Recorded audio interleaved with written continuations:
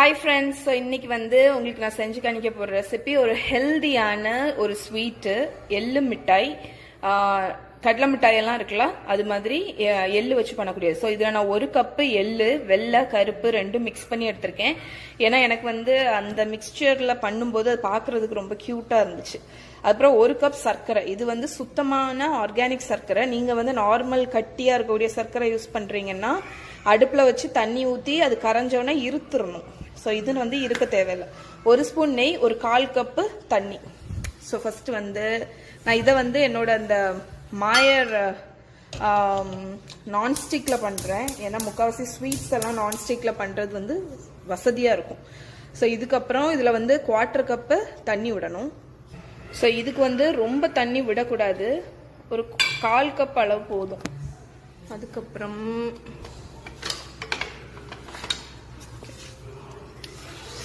So இது வந்து பாகு வரணும், கட்டி பாகு வரணும்.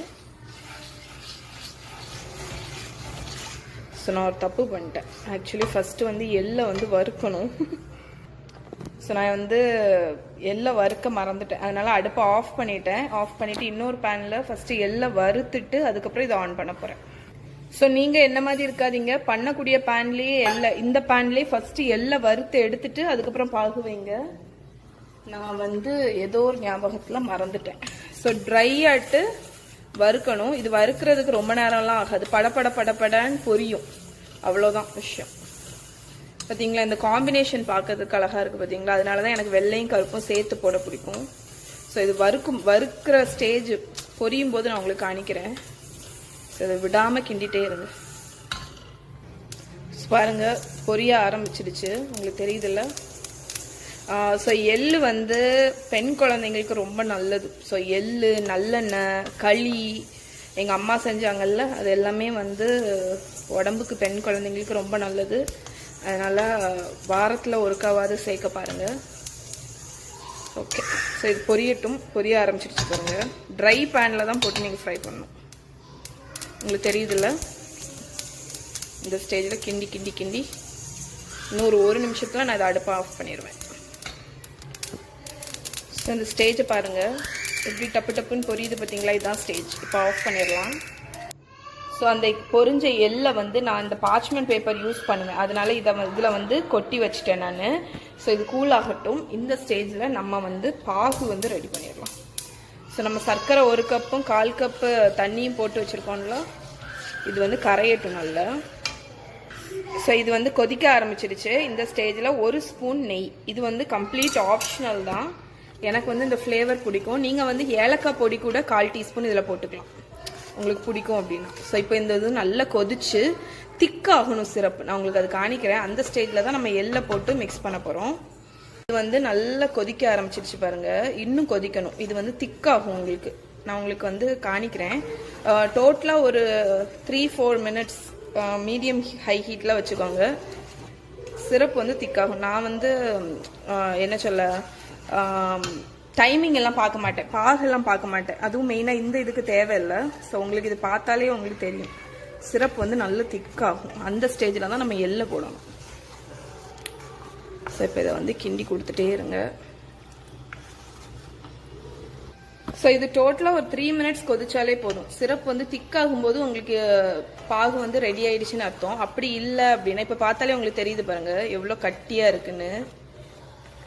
ஸோ இந்த ஸ்டேஜ்லேயே பாகு ரெடி ஆயிடுச்சு. இல்லைன்னா கொஞ்சத்தை எடுத்து ஒரு கிண்ணத்தில் தண்ணி வச்சுட்டு அதில் விடுங்க. விடும்போது உங்களுக்கு வந்து அந்த இதை அப்படி அந்த இதை ஃபுல்லாக பாகு எல்லாத்தையும் எடுத்து கட்டியாக ஒரு பால் மாதிரி ஃபார்ம் பண்ண முடியும். அந்த ஸ்டேஜ் வந்துடுச்சுன்னா ரெடின்னு அர்த்தம். ஸோ இப்போ வந்து இந்த பாகு வந்து பாருங்கள் திக்காயிடுச்சு. இந்த டைமில் நம்ம இதில் எள்ளை போட்டுடலாம். ஸோ இப்போ இந்த எள்ளை எடுத்துகிட்டு வந்து ஸோ இப்போ இந்த எள்ளு எல்லாத்தையும் அதில் போட்டுற போகிறேன். போட்டுட்டு ஃபுல்லாக மிக்ஸ் பண்ணி விடுங்க. ஸோ ஒன்றும் பதட்டமே பட தேவையில்லை, பொறுமையாக நீங்கள் மிக்ஸ் பண்ணி விடுங்க. மிக்ஸ் பண்ணி விட்டுட்டு மிக்ஸ் பண்ணோன்னே எல்லாமே அந்த பாகு எல்லாமே வந்து எள்ளில் வந்து கோட் ஆயிரும். இப்போ இதை நம்ம எல்லாம் எடுத்துகிட்டு போய் இங்கே வந்து ஒரு ட்ரேல வந்து பார்ச்மெண்ட் பேப்பர் இல்லைன்னா ஏதாவது ஒன்று நெய் தடவிக்கலாம். நீங்கள் கவுத்தி போட்டு நான் பார்ச்மெண்ட் பேப்பர் போட்டிருக்கேன். ஸோ இதில் வந்து இதை போட போகிறேன். ஸோ இப்போ நான் இதை அடுப்பை ஆஃப் பண்ணிட்டேன்.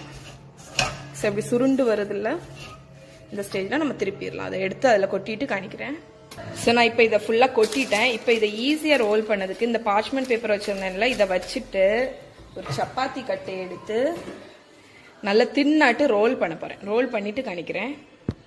ஸோ ஒரு கையில் வச்சுட்டே ரோல் பண்ண கஷ்டம், அதனால நான் பண்ணிவிட்டு காணிக்கிறேன். ஸோ ஃபுல்லாக நான் ரோல் பண்ணிட்டேன் தின்னாட்டு. இது பார்த்தீங்களா, இது இப்போ வந்து இது வந்து ஓரளவுக்கு வார்மாக இருக்குது. இந்த ஸ்டேஜில் நான் இதை வந்து கட் பண்ணிட போகிறேன். ஸோ கட் பண்ணிவிட்டு நீட்டாக கட் பண்ணி காணிக்கிறேன் உங்களுக்கு. ஸோ இங்கே பாருங்கள், சூப்பராட்டு நம்மளோட எள்ளு மிட்டாய் ரெடி ஆயிடுச்சு. ஸோ இதை நீங்கள் வந்து கூலானோன்னு ஒரு கண்டெய்னரில் போட்டு வச்சிட்டிங்கன்னா 4-5 நாள் இருக்கும் உங்களுக்கு. ஸோ கிட்ஸுக்கு வந்து ஸ்நாக்ஸ் பாக்ஸில் நீங்கள் போட்டு கொடுக்கலாம். Super recipe. ஸோ இதை ட்ரை பண்ணி பாருங்கள். ட்ரை பண்ணி பார்த்துட்டு எப்படி இருக்குன்னு சொல்லுங்கள்.